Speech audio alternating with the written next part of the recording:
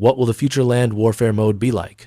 Today, we invite an infrared expert to talk with us about this topic.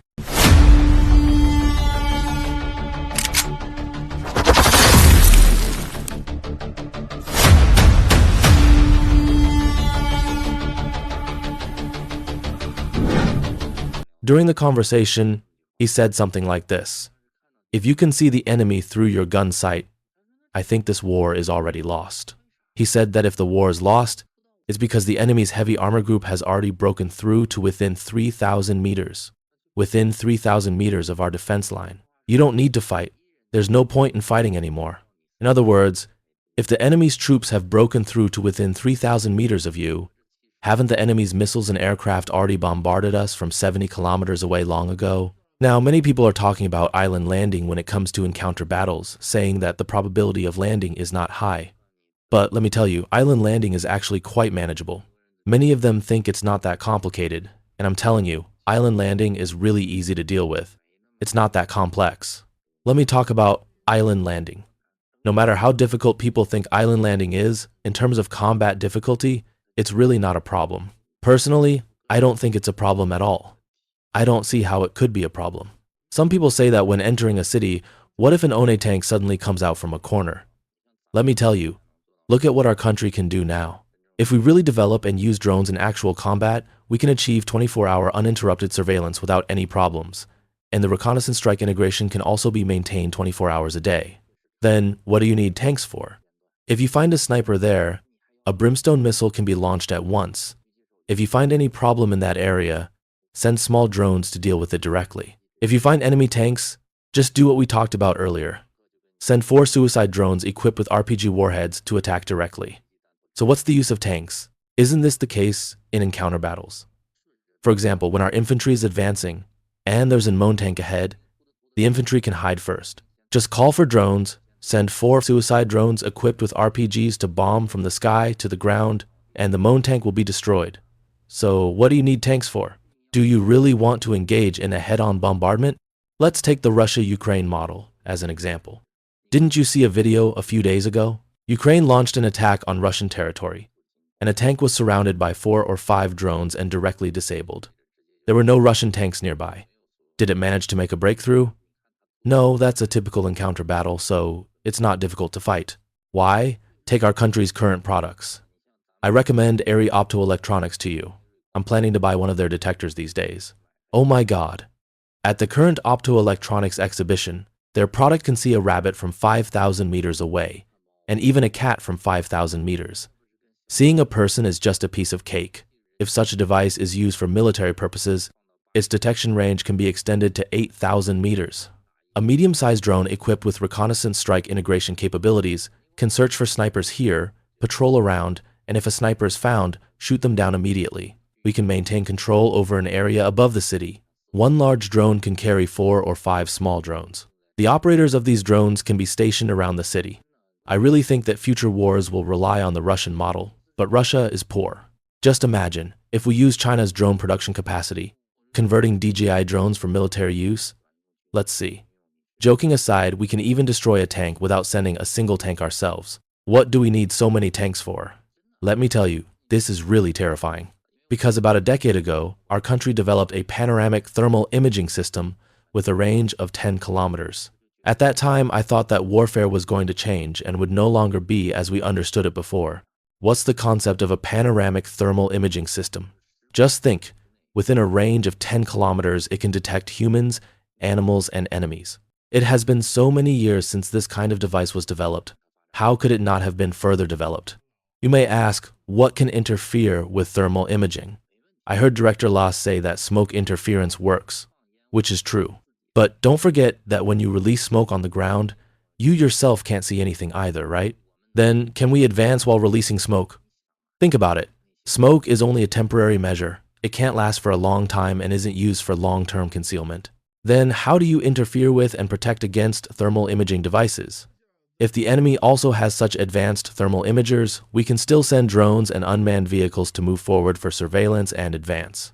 Once they get close to the enemy, for example, if a sniper is in that building and our unmanned equipment reaches the bottom of the building, the first floor, won't the sniper run away? Right. Moreover, take the current robot dogs. A robot dog can carry a 5.8mm assault rifle. Send 10 robot dogs to search a building. It's unrealistic to keep releasing smoke to hide, right? The robot dogs can just advance forward. What else can you do? Isn't that the case? So really, I'm telling you, future wars may be a situation where, jokingly, you might not even see the enemy. In future wars, you may not even see the enemy. Just like in the Russia-Ukraine war, many people die without seeing the enemy or knowing where the enemy is. How can you fight such a war? There's no way. That's why traditional weapons like the attack helicopter's cannon, which I talked about the other day, are useless. Mounting 2 or 3 cannons is more than enough. What's the point of pursuing 30mm or 35mm calibers? What's the use of pursuing those? Firing grenades is completely meaningless. Believe me, it's meaningless. If an attack helicopter has to approach within 2,000 to 3,000 meters, even 1,500 meters of the enemy, there's no point in fighting. You can deal with the enemy in 1,000 ways. Isn't that true? So the attack helicopter becomes useless and meaningless. Think about it. If an attack helicopter is in such a terrible situation, what's the point of continuing the fight? Isn't it only when chasing the enemy, seeing them flee in cars or Humvees, that you use weapons? Let me tell you, the 23mm cannon's grenades are also very powerful, not much worse than those of other cannons. The 23mm cannon's grenades are really awesome. They are not much worse than the 30mm. You see, because don't forget that our 23mm ammunition is full size, while the 30mm ammunition of your Apache is not. It's a short round. Since it's a short round and you don't need to attack armored targets, just Humvees and pickup trucks, its ballistics become very poor at a distance of 1,000 meters, and even worse, at 1,500 meters, even with airburst fragmentation.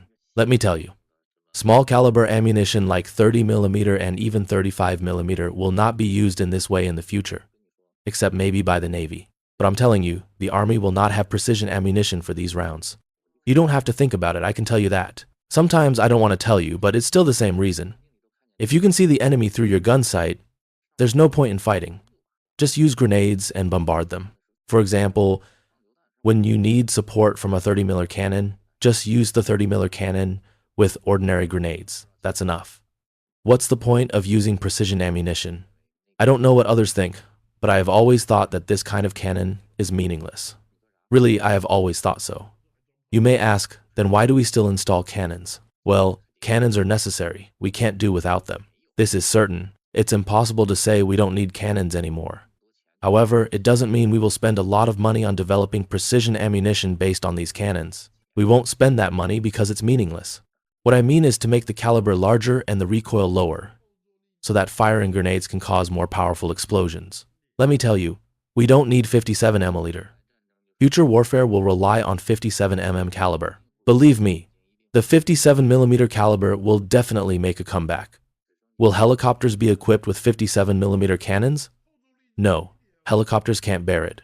If we reduce the recoil, don't use full charges, and make the shells shorter, we can even use 100mm cannons. The 100mm cannon on the BMP-3 is very good. We can directly use 100mm cannons. Then why use 57mm? Isn't it better to directly use 100mm? Let me tell you the truth. In future wars, the Army will not be the decisive force. Just wait and see. The Army will be equipped with a large number of drones. Now, there is a dispute between the Air Force and the Army of our country over the authority related to this. The Army will definitely be equipped with a large number of drones in the future, so there will be more developments to watch in this matter later, I tell you. Can the 100mm cannon on the BMP-3 be used as a mortar? No. It uses indirect fire, but it still belongs to direct fire firepower and cannot be used as a mortar. The range of that cannon is acceptable. It can hit targets at almost 5,500 meters. But those things are really outdated, truly outdated. However, in my personal opinion, the 57mm cannon will make a comeback, or at the very least, cannons with calibers like 45mm and 50mm may see a wave of development. I personally think there will be such a trend. Why? Because of its supporting fire range. A 30mm cannon may not be sufficient, while a 57mm cannon can provide support at distances of up to 6,000 meters or even 7,000 meters.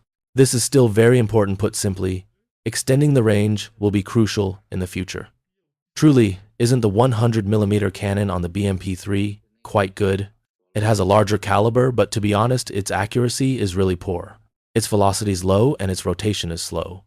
Due to those two lines of trajectory, its rotation is too slow and its velocity is too low, so it's not feasible. Basically, the 57mm cannon is so powerful.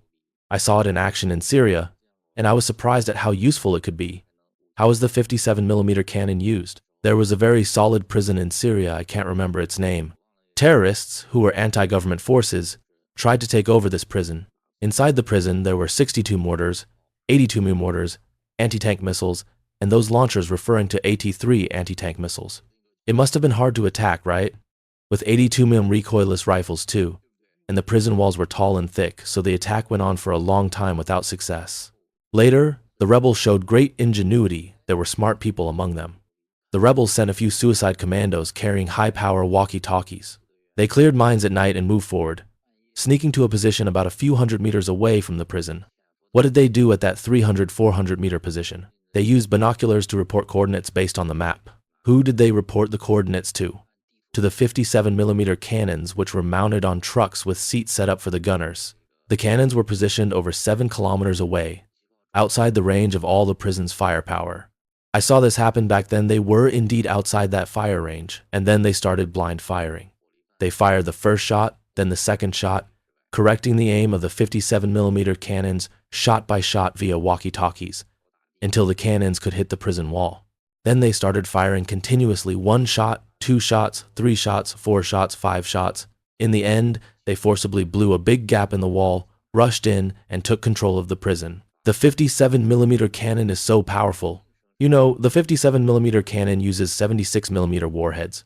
It's really effective for demolishing buildings. I was unbelievable at that time. At 7 kilometers, they couldn't see the target anymore, even with direct fire. The target was out of sight. How could they hit targets 7 to 8 kilometers away? Later, I found out it was this tactic. First, they fired blind shots, 1 shot each, at high, medium, and low positions to see which one landed near the prison wall. Then they started correcting the aim. After final adjustments, they brought over 2 57mm cannons, used the same targeting marks, and finally managed to blow a big hole in the wall. Look at that strategy, what a clever idea. In the end, the Syrian government forces also wised up.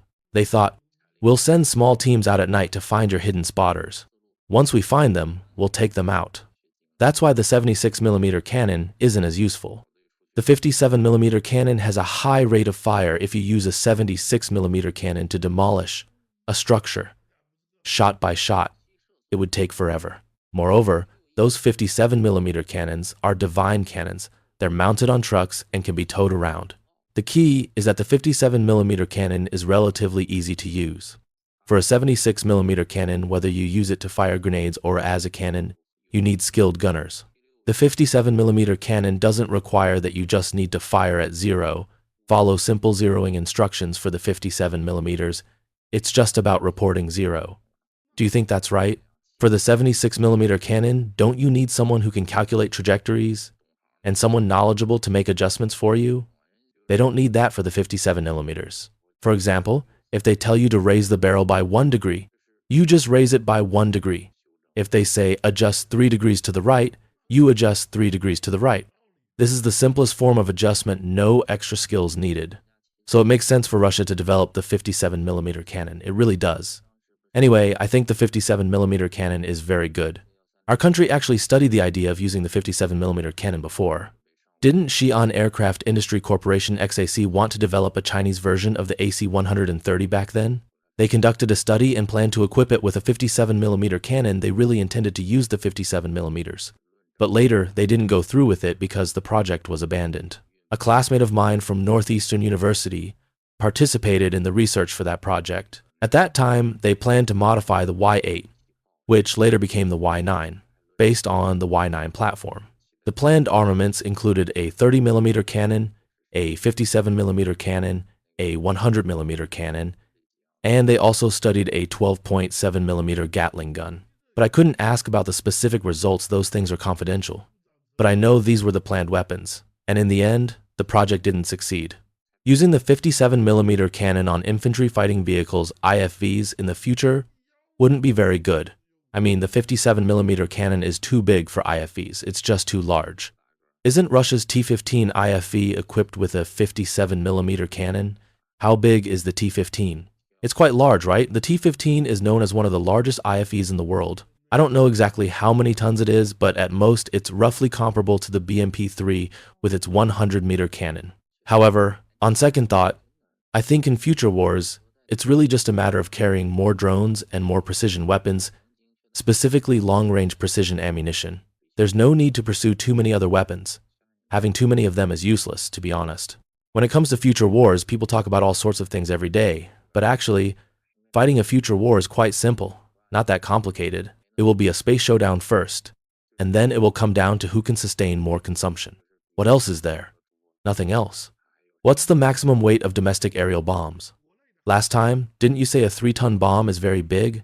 I asked, what's the largest one in service in China? The answer is 3 tons. There's nothing bigger. But Long Chi told me there's a 9-ton one. But it's not in service yet. Oh right, it's not in service. 9 tons, 9 tons. Joking aside, who can carry it? The H-6 bomber? What kind of pylon can hold 9 tons? Just reinforce it. You might say, reinforce the fuselage pylon. But have you considered the overload during takeoff and landing? Especially during landing. Leaving other factors aside, just calculate the force of a 9-ton bomb under a 2.5 G overload. How much force is that? What kind of pylon can withstand that? Have you ever thought about this problem? Especially when carrying the bomb if there's a malfunction while carrying it, like poor deceleration control during landing, causing the plane to drop hard. Wouldn't the 9-ton bomb just slam onto the runway? Also, joking aside, there's a phenomenon where if you have too much explosive, the forces can cancel each other out. Understand? That would reduce the efficiency. I saw that the US has a 14-ton bomb. Isn't that a fuel-air explosive? No, it's a bunker buster. Bunker busters don't have much explosive. They're mostly just warheads. What do you need that thing for anyway? Speaking of bunker busters, by the way, you mentioned defense earlier. Do you know why the US military isn't developing bunker busters anymore? You don't know? Let me tell you. Why did the US stop developing bunker busters later? They really invested a lot in them during the Gulf War. It's because China assigned a team of ground defense experts, specifically experts in fortification defense, who were also architectural defense experts to work on this. After China developed composite concrete for fortifications, the US stopped developing bunker busters. Why? Because they couldn't penetrate it. Let me ask you, if we wanted to bomb the Hengshan command post, how would we do it? Have you seen its defense systems? To be honest, this kind of target is not easy to attack. Usually, it relies on intelligence to find its weak points. For example, it must have external communications. How else would it command? So you find its external communication systems, use EMP, electromagnetic pulse bombs, to destroy its receivers and signal devices, then blow up its optical fibers and cables. That should work, but it still depends on intelligence. Because Taiwan also has composite concrete, every country has this now, and we also face this problem. There's no easy way to deal with composite concrete. It's really hard to penetrate. You have to find its weak points. You can't cover every inch of ground with concrete, so there must be weak spots. Then you can penetrate from those weak spots, which is possible but very difficult. Composite concrete is an amazing material. Let me tell you, we did a test back then. We used a 130mm cannon to fire a simulated bunker buster at a 1-meter thick composite concrete target. The simulated bomb had an initial velocity of 900 meters per second, 3 times the speed of sound. That's fast enough, right? It was a simulated bunker buster warhead fired directly at the target. Do you know how deep it penetrated that 1-meter thick composite concrete? Less than 30 centimeters. Even a 20-kilogram or 30-kilogram simulated bunker buster warhead, hitting at 3 times the speed of sound, only penetrated over 20 centimeters less than 30 centimeters. It's incredible. Really amazing. Later, the US gave up on developing more powerful bunker busters worldwide because they realized that no matter how much they developed, it wouldn't work. Even a bomb penetrating at 6 times the speed of sound couldn't get through. As I told you, it all comes down to intelligence. Get hold of their communication nodes, blow up those switching points, and that's enough. You just need to make them unable to command. You don't necessarily have to occupy or destroy the facility, you just need to trap them inside.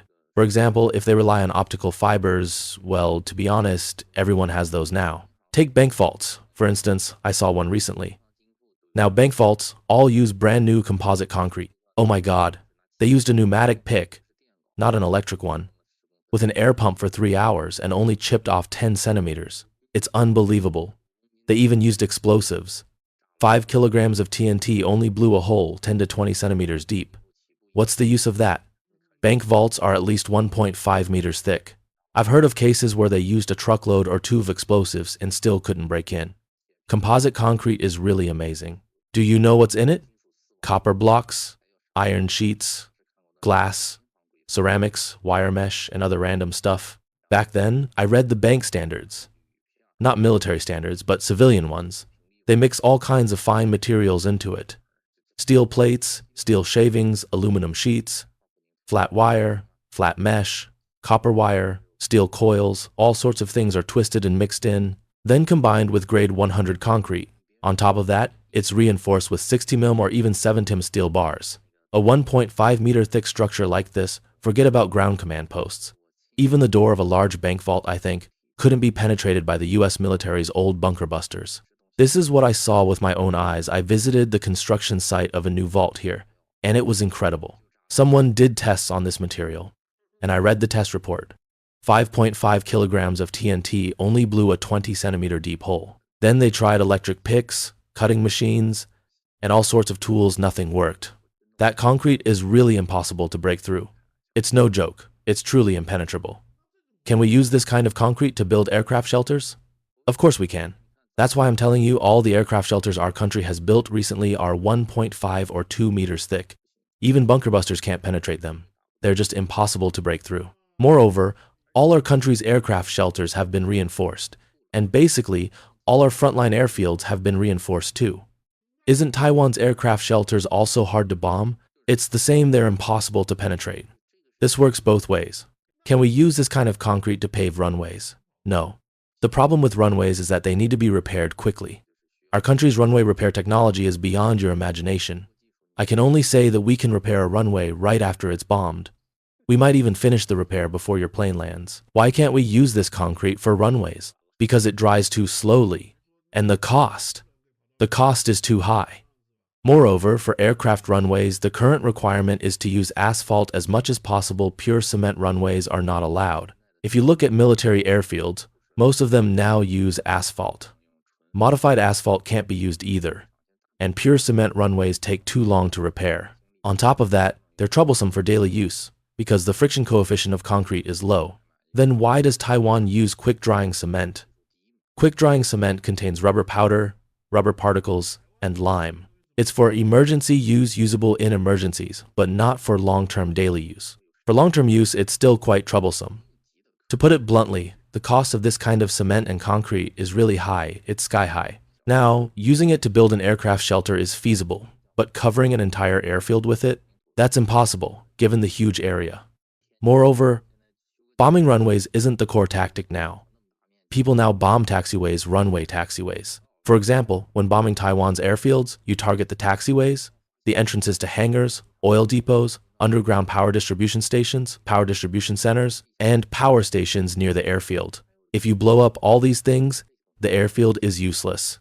Didn't you say that if these facilities are built underground, they're hard to bomb? If you line the underground with this kind of concrete, isn't it even harder to bomb? But retrofitting existing facilities with this concrete is very expensive.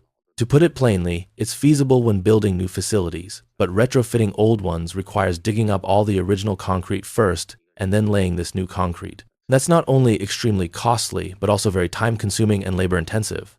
Take an ordinary airfield. Most airfields have underground oil depots. In fact, the priority for these depots is secrecy first, with physical protection as a secondary measure. After all, physical protection is passive. When it comes to strategic missiles, our country's current command centers, strategic missiles and strategic reserve depots, most of these facilities haven't been upgraded.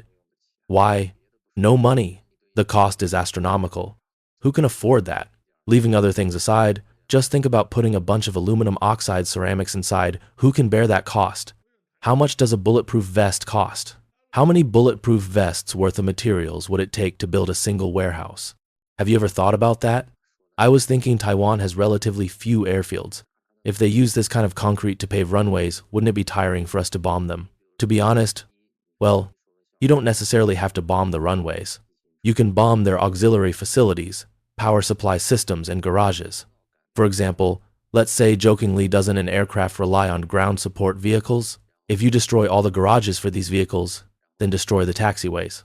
If you can't blow up the hangars, you can still blow a hole at the entrance of each hangar, then drop a bunch of electromagnetic pulse (EMP) bombs set to detonate in batches. Some detonate immediately, some don't, and they go off at intervals. Or, drop cluster bombs with timed fuses and just take your time. There are plenty of ways. Really, there are so many methods to use. But regardless, let me tell you, future wars will be really brutal, truly brutal. Even what's being used in the Russia-Ukraine war now hasn't pushed these weapons and tactics to their limits. If they were pushed to the extreme, though they can't be right now, it would be even more brutal. Honestly, no one knows how this war will end. No one has any idea how it will end. The ground is covered with landmines. Who will clear them? Yeah, no one knows. Even the people who laid the mines are gone, let alone those who clear them. Right. Many of the mine layers were killed. No one knows where they are. So where do you think we can find people to clear the mines? So war is actually very cruel. It's not as easy and casual as we might talk about it. Getting things done in war is far from simple. Honestly, anyway, I just think it's really cruel.